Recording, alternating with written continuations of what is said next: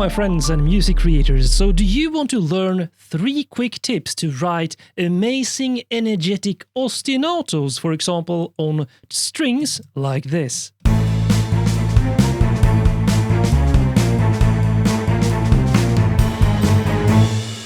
Alright, so that's the short example I composed, so let's get started. Tip number 1 is to use note repeat for creating ostinatos.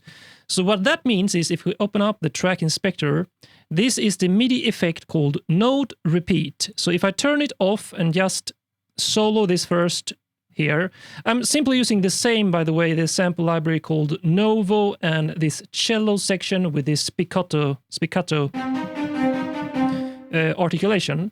And then I basically recorded manually, you can do it with the step input or writing in the notes, 8 notes, but with gaps. So 1 and 2 and 3 and so forth. So it sounds like this.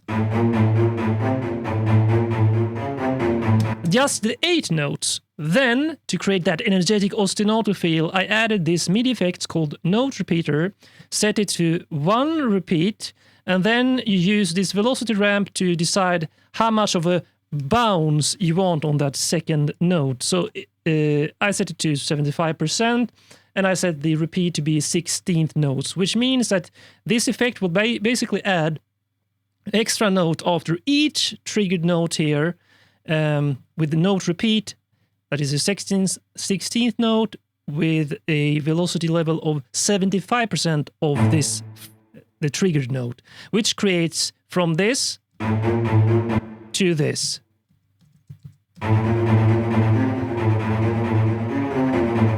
Okay, so that is tip number 1, using creating an ostinato with note repeat. And by the way, you can use these techniques on a synthesizer or any other short articulation type of driving instrument. The next one is using the Arpeggiator, and there you have more freedom. So if you take a listen to this with before I added the Arpeggiator. So what I did first here is I basically copied the pattern from this one to here, and then if we check here, I actually glued together to create longer notes here, here, and here. Otherwise, the pattern is pretty much the same. And I also tied them together because they are short notes to begin with, like 16th notes. But I want the arpeggiator to run sustained, so I basically used force legato on this. So without it, the arpeggiator sounds like this. But I added the arpeggiator, and if we open this up, you can see I'm using the grid view, so not live, but the grid. And then I set it to 16th notes. Octave range 1, variation 1, I just went with up here. And then this is the most important. I set these to chord mode, and then I created a 4-step pattern. So the first note is always the strongest, and then each note declines here. And that creates more of that bouncy rhythmic ostinato feel, in my opinion, which is kind of hard to program or play live on a MIDI keyboard. So we go from this to this. And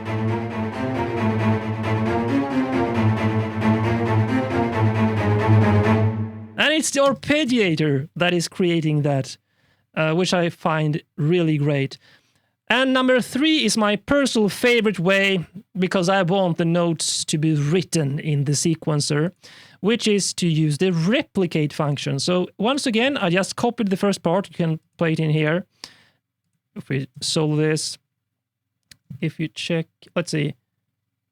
If we check this, I believe this is the original part here. Exactly. So that is the copied part from here.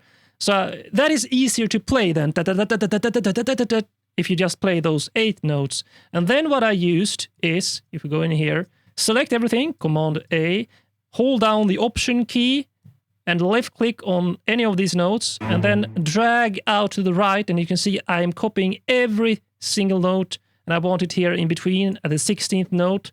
And then, since you want that bouncy feel, you want to reduce the velocity level on those, so you just use the velocity slider here and reduce all those notes downwards, so you get that bouncy feel. And then you might want to go in and, for example, if we quantize this to 100%, you can, for example, add the accents, so increase the velocity on, for example, the ones. So let's say you select that and then Shift P for all same sub positions. So it selects all the ones, as you can see, and you can drag up those a bit to really get more of a groove here. And let's do it with the threes as well a bit. So Shift P to select all sub positions, number 3 in the beat here. Drag it up a bit like that, and now you have this.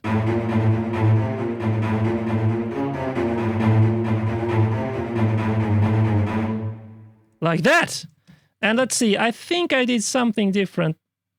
No, that's basically what I did there. So this way you get the bouncy ostinato much easier, and you can always go in and adjust the velocity levels afterwards. And you can also use a MIDI effect like to compress or expand the velocity levels, or whatever you want basically there. And so those are the 3 quick tips to create ostinatos in Logic: note repeat, arpeggiator, and the replicate function holding down the option key like I showed you. However, I have a bonus tip as well, because what I like to do is to create some hybrid sounds. So these are orchestral strings, but I love to add something extra on them. So I use the fat effects here in Logic, and then I use the automation touch mode, which you activate by clicking on this little crocodile or bigger or smaller than sign here. You can see touch now here on the left side, left shift key here.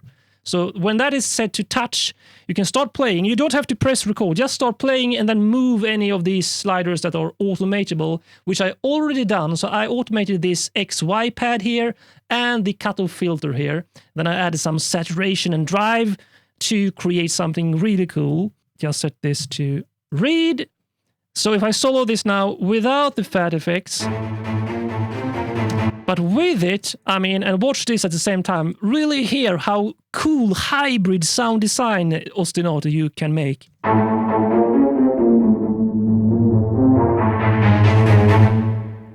Really dirty and with that filter sweep. I really love that. And you can, of course, use that in combination with other more organic or real, authentic ostinatos if you want to as well. Now choose which video you are going to watch next, or you can check out the amazing bonuses in the video description.